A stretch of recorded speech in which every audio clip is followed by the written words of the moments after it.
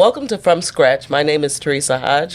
I am your host, and we are continuing with Reentry success stories.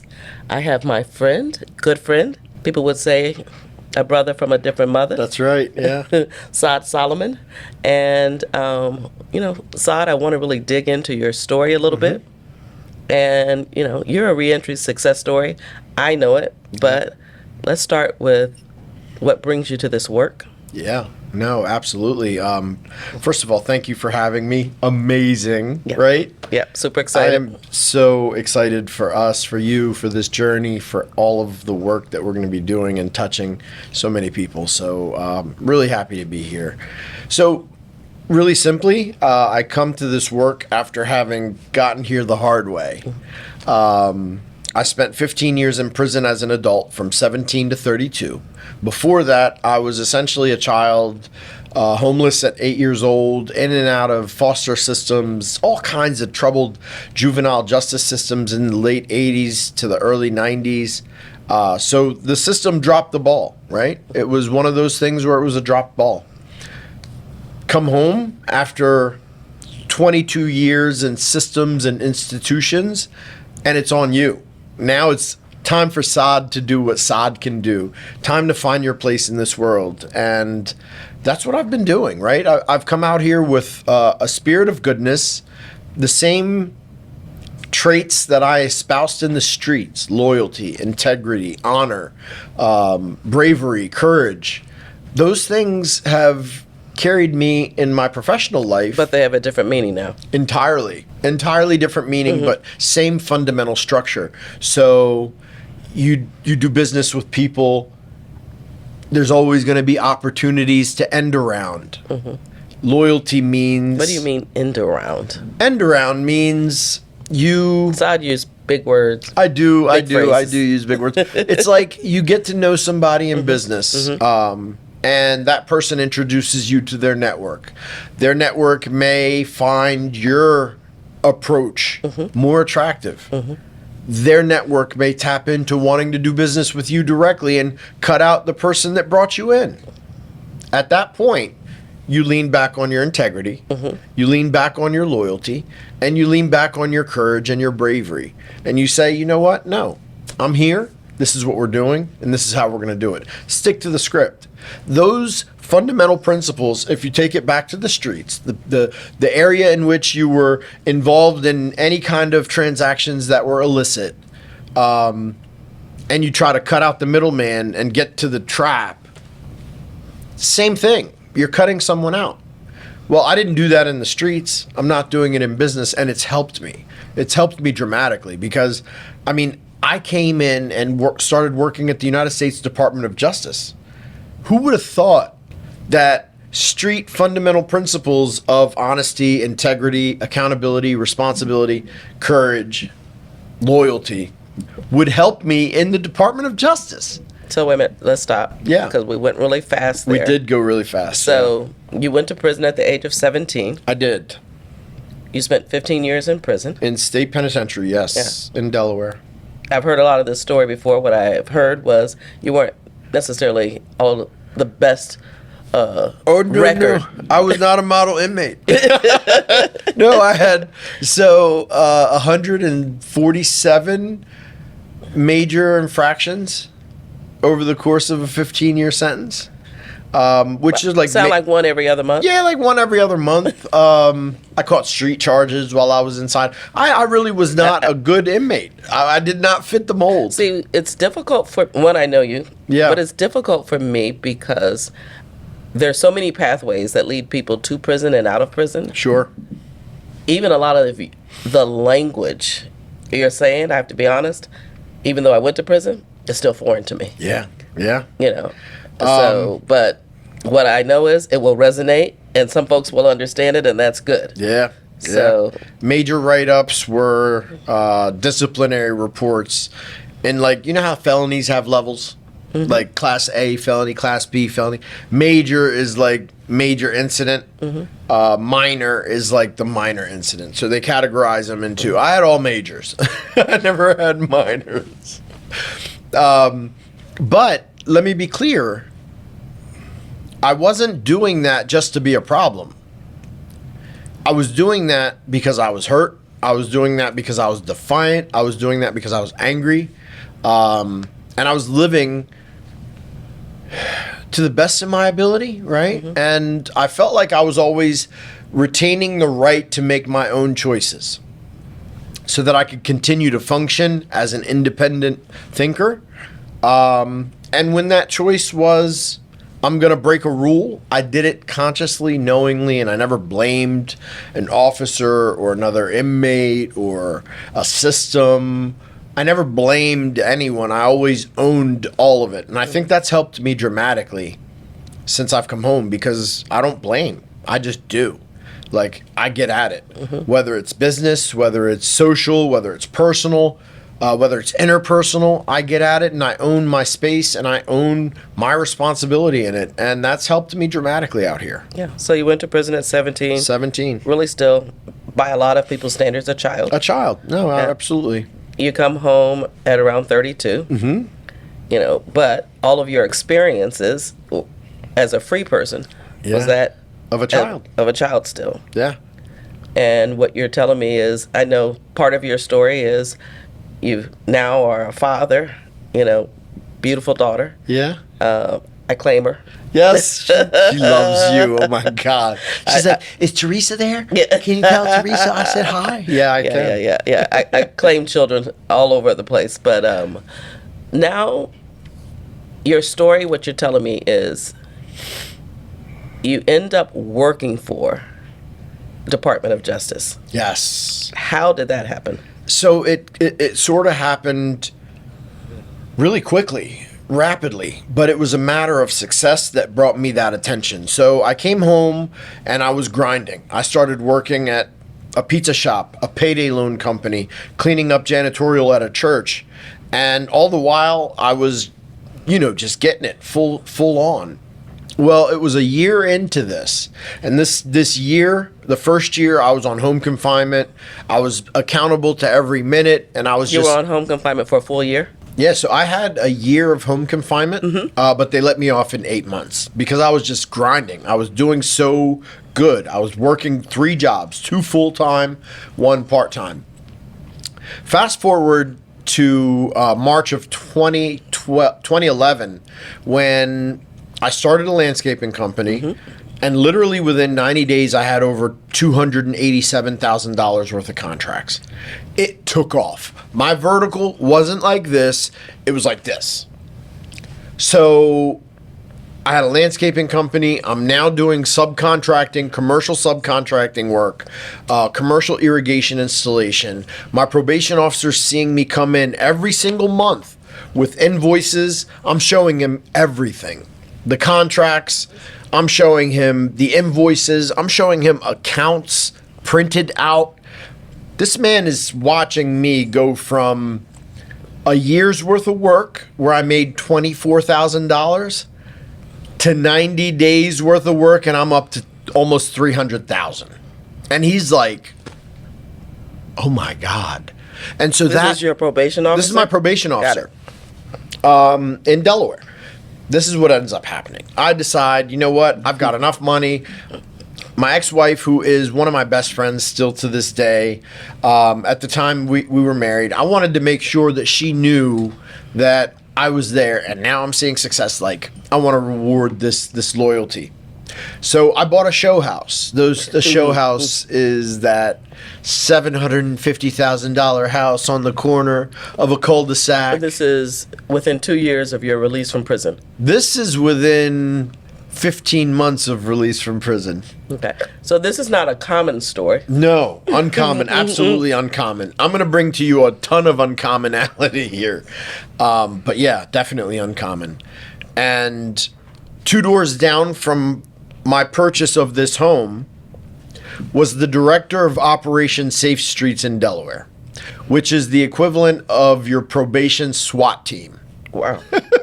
So he's like, who just bought a house in my neighborhood 2 doors down from my house?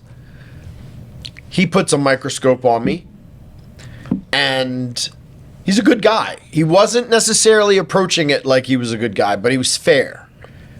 He was had me under deep surveillance. He didn't want you come in messing up his neighborhood. Messing up his neighborhood, his home, his family, his world. Okay, well, I'm allowed in that world too. It's by right. I had the money to buy it, so I went in and I bought my place in that world. But then my character and my conduct earned his respect, which at that point I needed because he was the director of Operation Safe Streets. Well, long story short, he had me under surveillance, and what he saw, and listen to this because this is very true, righteous conduct fears no exposure. I was doing the right thing regardless of him. I had no idea. Did you know that you were being watched? I didn't. So you were just showing up, moving according to the values that you had established. Absolutely. Which I will say for a lot of people, it's a real commitment to self. Yeah. To never go back to prison, regardless of what. Absolutely. I'd never met anybody that comes home saying, yo, I can't wait to get back here. No. It's just the world is designed with so many dead ends. Long story short, I'm working, I'm grinding. He watched my company in a span of 6 months go from 2 employees to 11 employees, 1 crew to 3 crews, and a myriad of subcontractors doing commercial work, all kinds of stuff. He was seated on a joint task force operation with the governor's task force, the FBI, the DEA, the ATF, and the United States Attorney's Office. So I have a question for you. If you knew that he was in that neighborhood, would you have bought a house? No, I would not. I wouldn't have bought it. I would have been like, nah, baby, you got to look at another house. I know this is the cul-de-sac. I know it's on the corner. I know it's all. No, we're buying another house. I'm not living next to this guy. But it turned out to be the greatest blessing because the best things that ever happened to me, I never sought out. He's sitting on this task force with all these different agencies, and they say, we want to hire someone. At the time, the language was a felon or an ex-offender. Today, it's impacted by justice systems or formerly incarcerated. We want to hire someone like this. And he says, you know what? I've got the right person. I've been watching him for the last 6 months. Wow. He's a leader. He's a business owner. He's for the community. He's helping. He's doing all the right things. He's married. And he lives 2 doors down from me. So that he puts me on the table of the United States Attorney's Office. The United States Attorney's Office was headed by a woman who I think is a remarkable human being. I'm going to shout her out later on once I get her permission to name her. But she opened the doors, and they onboarded me to become the first formerly incarcerated person ever in the history of the United States of America to work in the capacity of reentry specialist for the United States Department of Justice. That was September of 2011. So what that means is you became a part of the court system. I became differently than what you had been all along. Absolutely. I became an executive, a senior leader in the United States Attorney's Office, working alongside assistant U.S. attorneys, federal judges, federal probation, federal defenders, and people being prosecuted, people under supervision, and people that were me coming home from federal prison. So I had the opportunity to create pathways for everyone that came home from September 2011 until the time when I left in July of 2017. Everyone returning back from the federal government's custody in Delaware was with me. Wow. Yeah. And we only had, out of 1,300 people come home, we only had like 112 go back. Remarkable recidivism. It just proved my point that no one wants to go back to prison.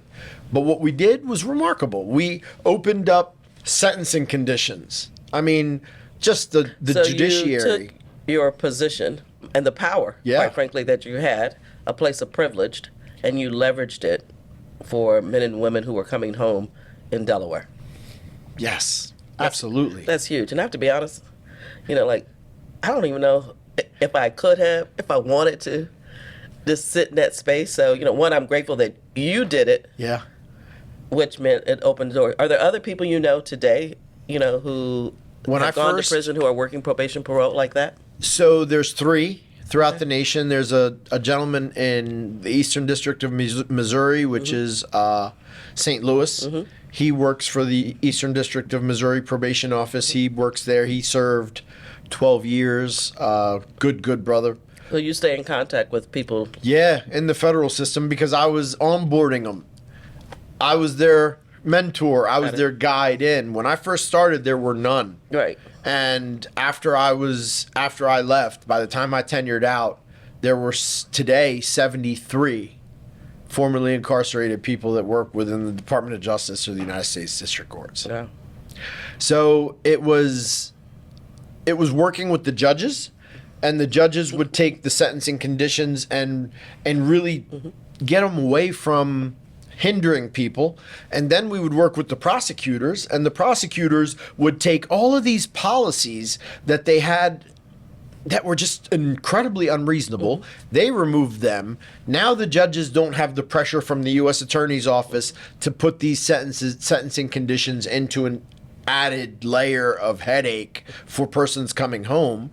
Then I go to probation and parole, and I'm like, listen, this is what we're going to do. So this is real system change. It's real systems change. It's orchestrating the entirety of the system to work in collaboration for the betterment of the person coming home, not for interests of agency.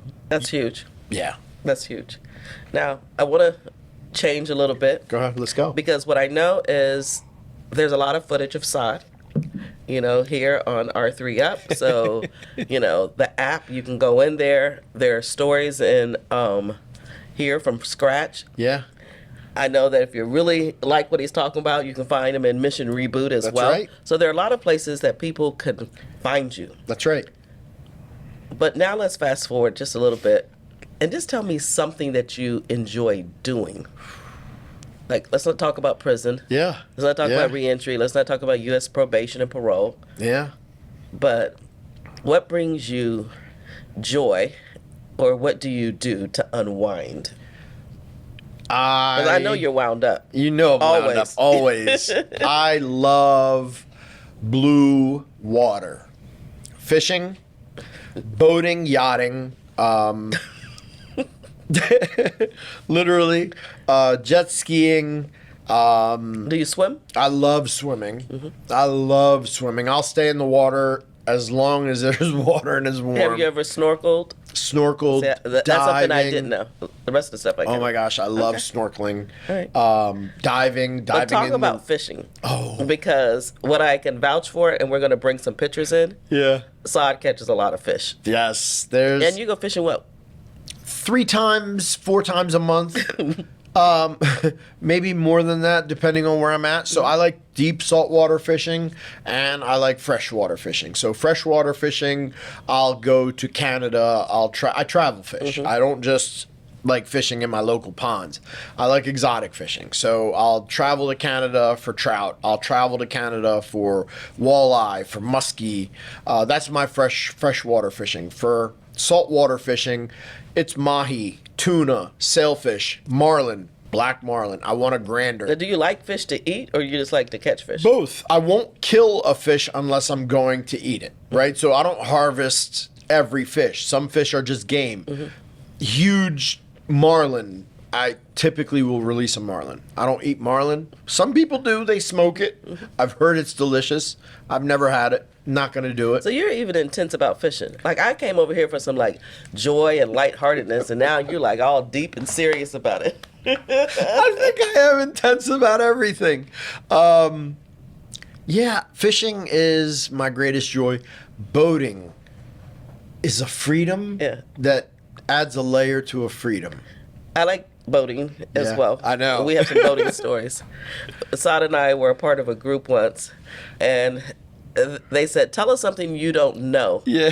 That no one will know anything about you. And we were walking around trying to guess who wrote something down. Yeah, they were guessing And us. because Saad was in the room, I told a crazy story about me being on a boat because I knew that they will all blame and pick Saad. And when they had to discover it was me, they were like, Teresa? They're like, Teresa? Really? Yeah. That was you? No, it's serious. I love boating. I'm a boat owner, multiple time boat owner. I'm in the process now of actually procuring my next boat. So this was supposed to be lighthearted. Yeah, It was just fish. This to me is light. This to me is super light. This feels really, really good. Just Well, I know one thing that's lighter. Mhm. Farrah.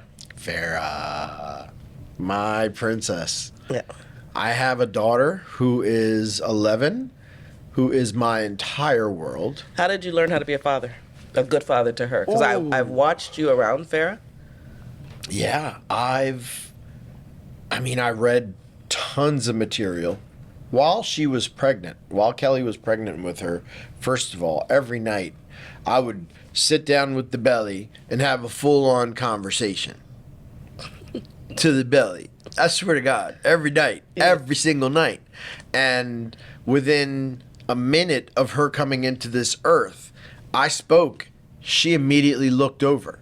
Like her eyes shot over. That was the beginning of our love affair. That was it. I read tons of books. I watched tons of movies, like educational movies, not movies. Tons of movies on fathering. I have been subscribing to blogs and parenting and all these different websites. You're committed to getting it right? I'm committed to getting Whatever it right. that means. Absolutely. And Or doing your best. doing my best and providing for her the kind of world that I want for her, right? I had a parent that I had two parents. I still have a parent alive, my mother. I have two parents that did their best. And that's it. That's all I can ever be thankful for having. I have two parents that did their best. That's it. And I appreciate that. Me, I'm making sure that my daughter has every aspect. So she'll never know financial aid. She'll never know what loans are. She'll never know what student debt looks like because she's already set. That is already done. Separate from it's done. So Saad is very intense. And as much as I try to go into some very light stuff. I end up back. Yeah. Yeah.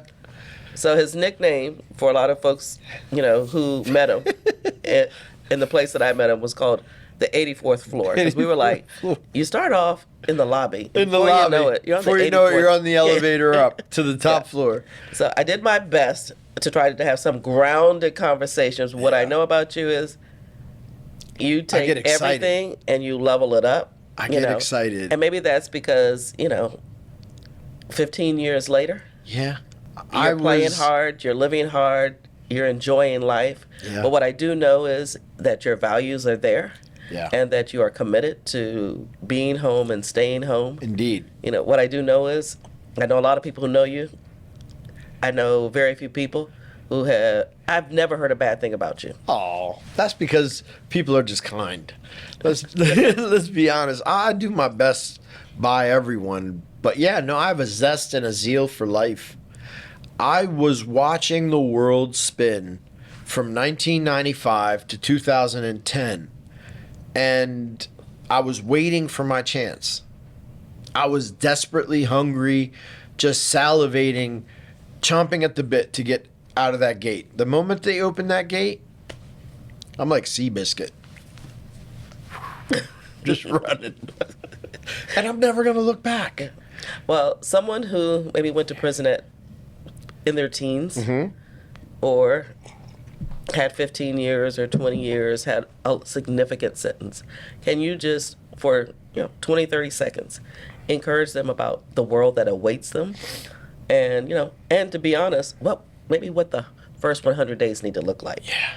Because, if they have probation, parole, or if somebody's watching them, that first 100 days is critical. Absolutely. The world is not going to change. The world is always going to be exactly what it is today. The opportunities that I see and enjoy every single day, you're going to have every aspect to touch those same exact opportunities. What is going to change, what's going to determine your success, is exactly what you carry with you every moment of every day. Your mindset, your attitude, your patience, your ability to overcome. take all of the fuel that your bad, negative, not so good experiences in life have kind of built up inside of you, dismantle all of the negative, keep the energy that is that fuel, and let it push past every disappointment that you encounter out here. You're going to encounter disappointments every single day. You're going to encounter stress, but you're greater than that. You're stronger than that. You're more capable than that.